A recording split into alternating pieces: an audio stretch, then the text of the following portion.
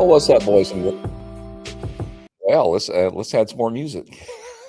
Was that my walk-on music, Nathan? Well, how's everybody doing this fine Friday the 13th? Everybody ready for tomorrow, though? All the Valentine's plans, have they been made? Everything's good to go? If not, you better get on it. Otherwise, maybe upsetting a few people here and there. What have Tracy and I been up to? She has been in her office plowing away, getting videos that I've been cranking out in here. And I've had like 4 or 5 projects that I've been bouncing back and forth in between. And, the internet's an amazing thing. Figuring out how I'm going to take this and make it turn 90 degrees. Well, sure. Order a short radius 90-degree out of stainless. Going to get that project way further down the field, and I can't wait to share with y'all what I'm doing sitting right over there. And I've talked about it a little bit, but we're not quite ready to reveal the direction that I'm now heading. But this is part of that equation. I figure once Tracy and I record something, we'll put out a short and get y'all's opinion on it. See if you think it's going to be a good idea. I'm doing it anyway, but I want to hear your thoughts on it. But until that happens, well, why don't we answer a few questions today? Now, Hank lined up a few, and I only had about 20 minutes to look at them. So this may be a little bit of a rough, not well thought out session, but I'll do my best. How's that? Nathan Smith A, 2003 Honda Ruckus. When you first try to use the electric start, the stator won't, and that is correct, won't turn the motor over. Will start off first kick. Electric starter causes the crank to barely turn. Battery tests good. Ideas. We'll be with that in a minute. Stator tests good. I did notice during the rebuild, and that's the real key to this conundrum. Did notice during the rebuild, the cam chain was really tight. The tensioner was retracted and still had a small amount of space from the crank. Could this be the cause? Stator is also the starter on this bike. It sure is. And with a small displacement engine like that, especially using the stator as the starter, it doesn't have a whole lot of gumption. So if there's any type of undue resistance in the valve train or anything else, it's going to hold it back. I mean, because it is not, I would say, very robust as far as the amount of torque that it can deliver compared to your foot hitting that, pushing that starter through it, the crank starter through its stroke. All right, you're correct. You have to retract that tensioner all the way, and that's going to be the real key there. Did you pull it all the way back, and did you hold it in that position? There was a little tool that it was shipped with if you ordered a new one, where you wouldn't have to retract it, and you just pull that, and it pops in there and puts the correct amount of tension on it, and it holds it there. It doesn't auto retract. It holds it at that tension, and as the chain wears, it just goes a little bit further to keep that same amount of tension on the chain. So I'm not doubting your rebuilding abilities. I just want you to be aware, if you didn't retract that tensioner all the way in and hold it there when you mounted it to the machine, it's going to be out of whack. So I'd say remove that tensioner, put it back in, making sure that you've got it pulled all the way back. Other than that, I think that's going to be the problem. So let me know if I'm correct on that. Pavel Saul, I find the 04 CB599 suspension to be under-damped. Do you have any experience with fork emulators? Do they work? I've not personally worked with them, but they've been around for a long time. Race Tech suspension came up with them back in the 1990s. And because just about every single machine out there, unless it was a full-blown sports bike, they just had dampening rods, and they weren't so concerned about they haven't really fully developed cartridge forks. And that's basically what you're going to you're aiming to turn this fork into by putting the emulators in there. They're stacked in with the springs where you've got your dampening rod up here and then the fork emulator down at the bottom. And that way it acts as a full-blown cartridge fork. That way you can tune it a lot more for whatever type of rod you're looking for. So, but answer your question is, have I worked with them? No. Are they a valid option? Absolutely. And just contact the guys over at Race Tech, give them the information on your bike and how you want it set up, and then they'll get them out to you. And from my understanding, it's not that difficult to get them installed on your just standard forks.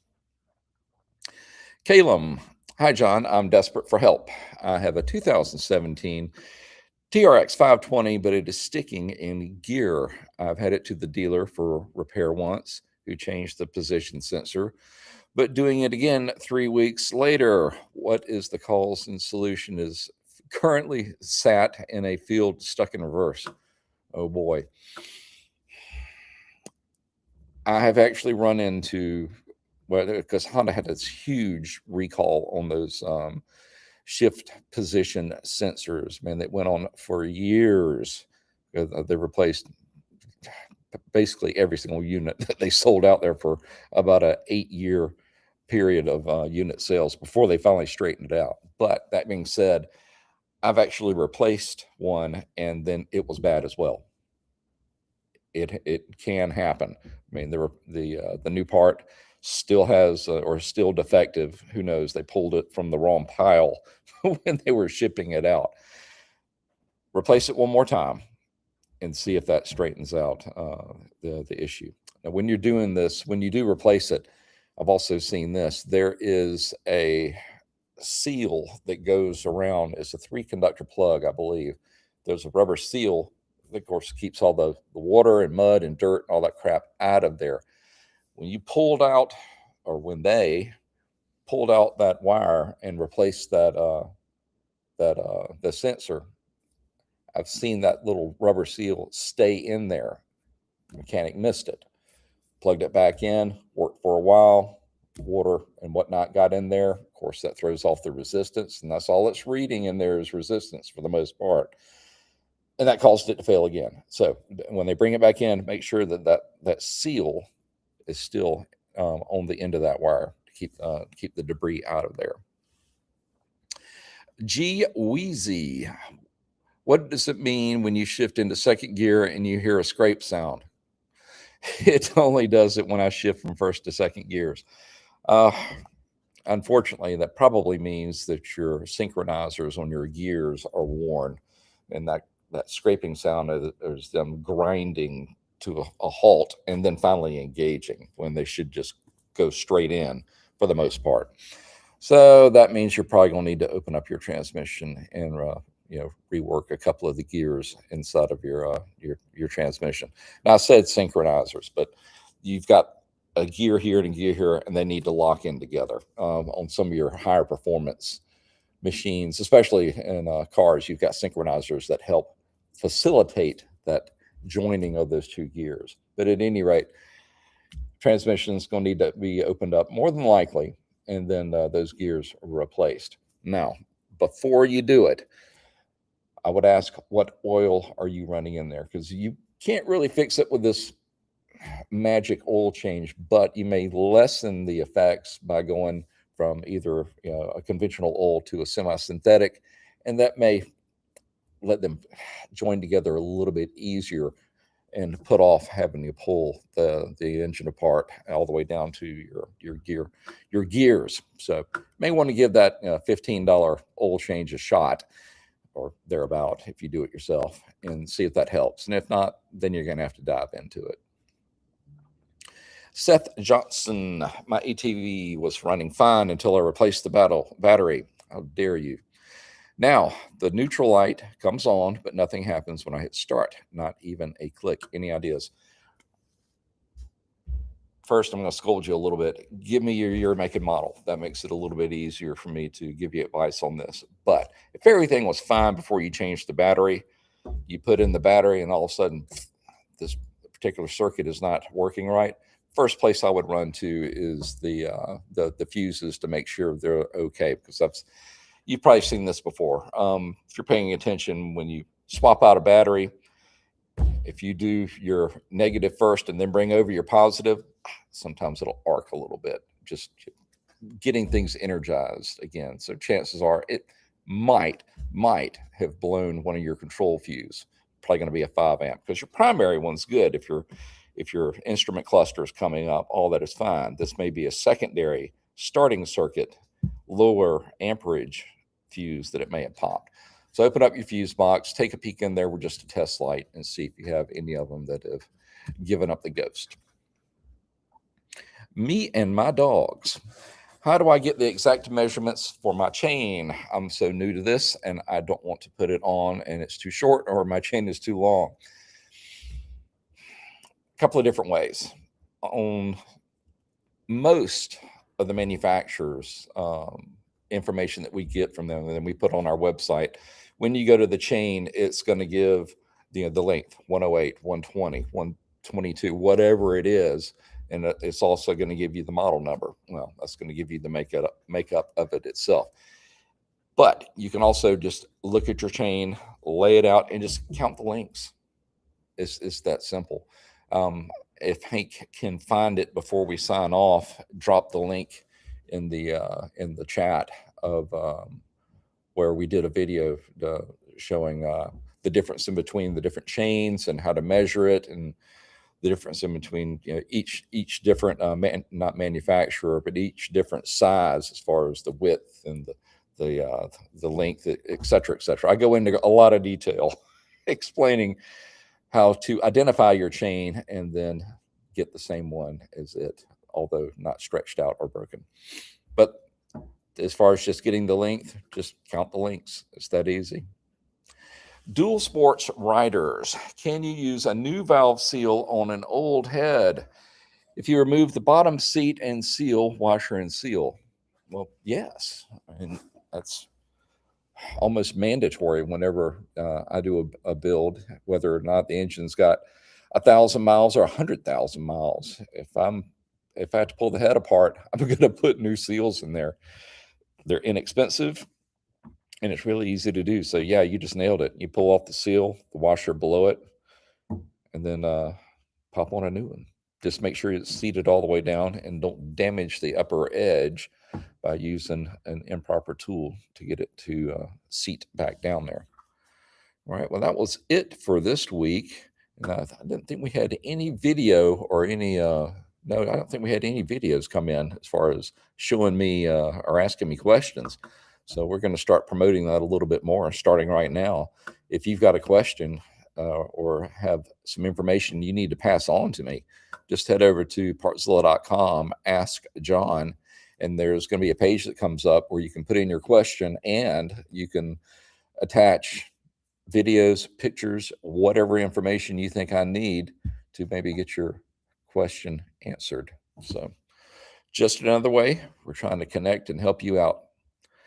All right, well, that's going to do it for questions that were sent in. Let's see what Hank may have for me today. Get to the right page.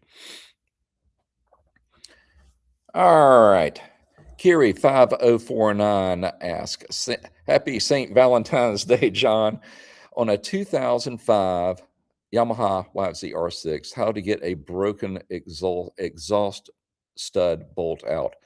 Oof, broke 3 drill bits. Hard to use a cutting tool and non-propane torch or heard to use cutting oil and a non-propane torch or flux welder. Full RPM without cutting oil was the preferred method, but utilized and does this glaze and harden the stud, make it more rigorous to remove.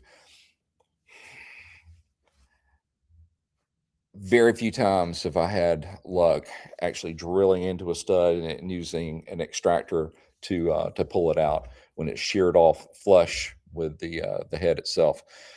What has worked for me the best is to get a similar type sized nut, lay it over the top of it, and then use a welder to drop in a weld inside the threads going into the bolt itself. That attachment and then the amount of heat that the welder is going to generate is hopefully going to be enough to break it loose.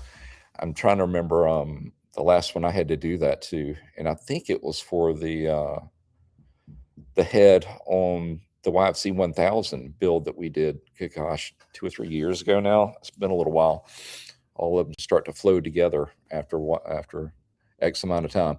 But yes, find somebody with a welder and see if they can pop a nut on the outside of that and zip it out. Now, don't be too discouraged if it breaks the weld, 1 or 2 or even 3 times. I've had to do the same process over and over again before it finally relented. But hate that happened to you. But that is my best suggestion versus drilling, is to use the welded nut technique. Cold War Man 6792 asks, hey John, I have a problem with my 1989 TRX 350. I fixed the starter motor, and now when I want to start it, it's hard to crank, and I can hear a strange squeaking sound coming from the starter relay. Ooh. When you fixed the starter motor, what did you do? You talking about you rebuilt it? Because that's kind of the way it's sounding to me, and it sounds like things didn't line up quite right on the inside of that housing, because it sounds like it's drawing a lot, and it's actually making the solenoid or the starter solenoid scream at you. So once again, not doubting your mechanical abilities, but I'm wondering if maybe something didn't get put in there quite at the right depth, and it's causing too much drag of the rotor inside of that starter. Lincoln Marsh 6404 asks, what are your thoughts on using automotive oil versus small engine oil in a small engine? It's my understanding that automotive oil breaks down faster, causing more engine wear when using automotive oil in a small engine, because automotive oil is formulated for temperatures that the vehicles operate under. Well, I think you just nailed it. I would not use automotive oil in a power sports environment unless there was just absolutely nothing else to get me back to the house or trailer. That would be the only time I would steer out of that. The oils that are made for the power sports, the JCO specifications, they are dialed in, for what the manufacturer is suggesting as far as the shear, the temperature range, the shear, the amount of pressure that it's under. I mean, they take all of those values into consideration when they're designing an oil for a power sports engine. And typically, well, it's not as true as it used to be. The specifications for a motorcycle or power sports engine were just a little bit tighter than compared to the automotive, which was a little bit looser. But that has changed over the years. But I still wouldn't want to put an automotive oil inside of a power sports machine. Johnny Stoltz 9796 says, hey John, how are you? I am well. Please explain what hones you would use in different types of cylinders. For what example you would use on a Raptor 700 or a 420. There's basically 2 different hones that I use. You've got the regular ball hone, and that's what you would use in a standard, just regular steel cylinder like you're going to find in a Rancher 420. The 700 or any other higher performance cylinder that has any type of coating on it, whether it be Nicosil or whatever, you really don't want to run a ball hone through there. The only thing that I would recommend, especially on the 700, and I believe that's what we used when I did that engine build, is basically it's a cleaner more than anything, and it's not a ball hone. It's more almost like fiberglass. It's a type, or maybe even a type of plastic. I can't remember the material that I used, but or they used for that particular cleaner or hone, but it will not strip off the Nicosil coating like the ball hone will, because it is very, very thin. you run a ball hone through an ECU cylinder and it's going to do bad things to it. You just don't want to go there. Fully Surrendered 93 asks, 2007 Honda 450 ER starts great when cold, but will not start hot except for the Kickstarter, which got installed by the customer in conjunction with the electric start for some reason. I'm getting spark when cold and voltage coming out of the stator or pickup coil, but not when hot. Okay. Sounds like the electric starter is turning motor over fast enough. Could the starter still be bad even though it turns perfect when hot kick and started will not start the electric? Valves are within spec. Okay. Well, that was one of the first places I was going to go, was with the make sure your valves are adjusted correctly. It sounds like it is not wanting to send over a healthy spark when you're hitting the starter when it's hot. Okay, that would lead me toward thinking that little CDI box is getting overheated. And by asking the electrical system to turn over that starter and send a spark via that little CDI box to your coil, that may be too much for it to handle. So I would look at the CDI to see if that is what's causing your issue in this case. I ran into this with just the starting circuit in general on that 2005 450R that I built. Oh good gosh, seems like a decade ago. I ended up replacing the CDI and everything was fine. Hopefully that's the case for you. Case Kent asks, what is the proper way to test a Polaris ECU, determine if it's actually faulty? I've ruled out wiring power ground sensors and other components before condemning the ECU. Well, you just kind of nailed it right there. Even at a certified dealer level, to my knowledge, there's no way for you to really test an ECU except to plug it into another machine. But even that's a little bit chancy, because if this ECU is damaged, it could potentially damage a circuit on the machine itself. So you actually went about it the right way. If you eliminate all the other possibilities, whatever is left, however improbable, is going to be the answer. I think Sherlock Holmes coined that phrase. So if you've eliminated everything, and if that's the only thing left, you're probably right. But just to make very sure, because I've said this many times, it's hardly ever the ECU that goes out. It's usually something else. But if you're sure everything else is correct, well, then it has to be. Okay, BMount35 asks, very knowledgeable, John. Hope you are doing great. Yes, I am. Thank you for asking. Just a general question. I want your take on how important squish is on a two-stroke motor along with jetting. We could be here for a little while. Yeah, you want the squish to actually push the mixture as far up into where the spark plug is, wherever it is on the head, to where it is right in the center of it. And they claimed, some of the porting experts back in the 70s and 80s on two strokes, that they by massaging the ports one way or another, it would direct the squish that you're talking about into different areas of the head, top of the head. I'm not sure I really bought into any of that. I think as long as you've got a nice domed head and then whatever shape piston, that is what determines where the combustion goes and that squish. Now, well, as far as the jetting goes, well, you're just basically trying to set the air fuel mixture in there. I mean, does that have any variance or changing factors on the squish? I don't think so, because your air fuel is your air fuel, regardless of where it gets exploded, in my opinion. 303 Studio Mia asks, hey, John, I have a 2006 Honda Recon 680. It won't idle correctly and won't stay running until I remove the cylinder head cooling temp sensor and plug the hole with a bolt. What do you think?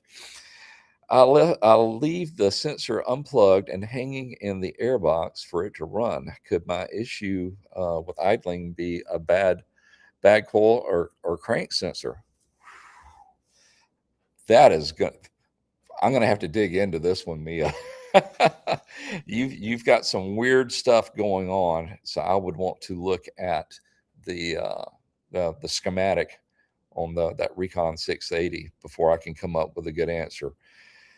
You shouldn't have to just remove a coolant temp, and then have everything work, everything fine. That makes me wonder, looking at the schematic, what other variances that cooling temp may be sharing a ground or another circuit coming back to the ECU. Something funky is going on here. It almost makes me tilt toward maybe something on in the wiring harness associated with the wiring for that sensor. Hank, if you would mark this one, I want to dig a little bit deeper into this one and see if I can come up with a better avenue to point you down to figure out what's really going on, other than leaving it unplugged. So make a note of it. I'll do some research this coming week, and we will lead off next Friday at 3 with my answer. Alexander asks, greetings from Romania. Which oil do you recommend for my Gixxer 1000? Bell Ray versus Mototex, both the same specs. Thanks a lot.